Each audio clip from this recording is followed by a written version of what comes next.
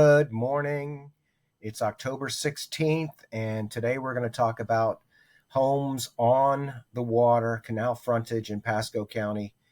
Uh, let's start off with the solds. The solds are very interesting because some of these, let's say over the last 30 days, there have been 14 properties that have been sold, and it's going to be interesting to look at the dates. Just as a reminder, Helene was on September 26th and Milton was on October 9th. So this property on Vista Del Mar did flood. It sold on September 18th, 8 days before the storm, for $165,000. Keel sold on September 16th, 10 days before Helene, for $260,000, and it flooded. Flicker sold for $295,000 the day before Helene, and it flooded. Oh, can you imagine closing on this and having it flood the next day?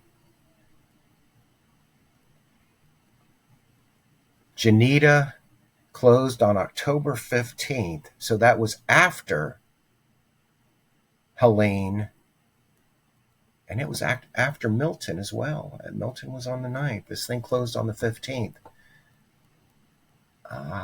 You got to wonder if, we know it flooded. This one, Flora, in Forest Hills, did not flood. It closed at $400,000 the day after Helene. Muriel flooded. It closed on 8 days before Helene. Leslie flooded. It closed 8 days before Helene for $435,000. The seller of that one has got to be extraordinarily thrilled.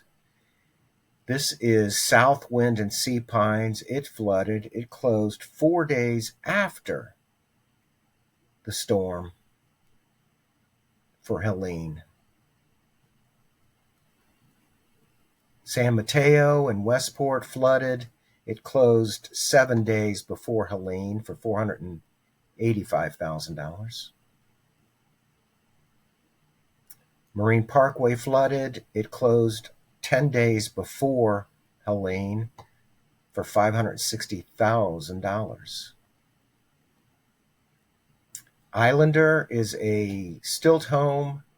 It closed a week after Helene, and it likely was fine, obviously, in the living area. The upper floors were dry, but the bottom floor, I'm sure, had water.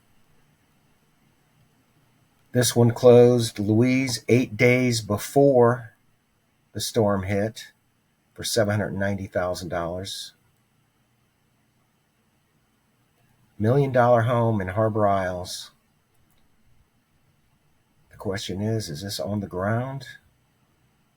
And the answer is, yes, it is. That likely had 3 feet of water in it. And this closed on the 16th, 10 days before the storm hit. And then this is a stilt home that closed 4 days after Helene hit. You got to ponder. You've got people who bought right before the storm hit. All right, pendings. There's 18 properties that are pending on the canals in Pasco County. And we'll look at the dates. This closed in 0 days. This is a flood home. It did flood. And they were asking $149,000 for it. And it got to get the story on that one. How many offers did you have? Stacy, this is the $175,000 one that had 29 offers and sold for over $220,000. 5 days on the market for a flood home on Harbor. This one had multiple offers. The $250,000 number was aggressive, and I believe it sold for less than $250,000. Berkowitz went under contract In 54 days, it flooded. Fifth Isle flooded. Leisure Beach flooded terribly. It went under contract on 8/30. So this is very likely that it will not be reported at that transaction price. At least it was my customer. Leslie flooded. It was under contract for 380 at an asking price of 380. It went under contract October 3rd, which was after Helene. Sea Ranch, 86 days on the market. Vista Del Mar flooded, and it went under contract on 9/11. So it went under contract before Helene, and it is likely won't be reporting a transaction at that price. Gulf Harbor's Seaforth likely may not have flooded because Seaforth is higher than, and the Woodlands is higher than Gulf Harbor's, and Gulf Harbor's flooded, and some did not flood. Some of those canals were high enough that they did not flood. Pleasure Isles flooded, and this one is pending 116 days on the market. Gulf Harbor's flooded, $495,000. Hatteras, is it a stilt home? Yes, it is. So even if the downstairs flooded, it's not a terrible thing. It's a 1995 house. 1993 is the magic number, September, I think, where you have homes that were built above the floodplain. That was a result of the no-name storm. Galleon, I'm sure, had flooding or was very close to flood level. Bonita in Gulf Harbors, 45 days, 263 days, Gulf Harbors, $579,000. You got to wonder how many of these, Fairlane, this is a multi-story house. You have to wonder how many of these will actually close and how far off will the prices be. Okay, so there's the pendings and the solds. We're going to go over to the actives. There are 66 properties that are on the water with Gulf access. I'm not looking at the river properties. So if you have an interest in the river properties, maybe we'll do its own video. Now, these are going to be very interesting to see if they were put on the market before or after. Now, this one certainly flooded, $119,000 for a mobile home on Sea Ranch. Keel Court, listed after the storm. Oh, okay, this was just listed 2 days ago. Listed for land value. This home, recent sale for a new manufactured home on stilts was $360,000. So they're selling this for land value in Signal Cove. Signal Cove flooded terribly, and they're all mobile homes in there. In fact, let's look at the map for Signal Cove, and you'll see these are all mobile homes. And it's likely that a lot of these homes flooded during Idalia and Ian, and then again during Helene. So this whole neighborhood is, was flooded.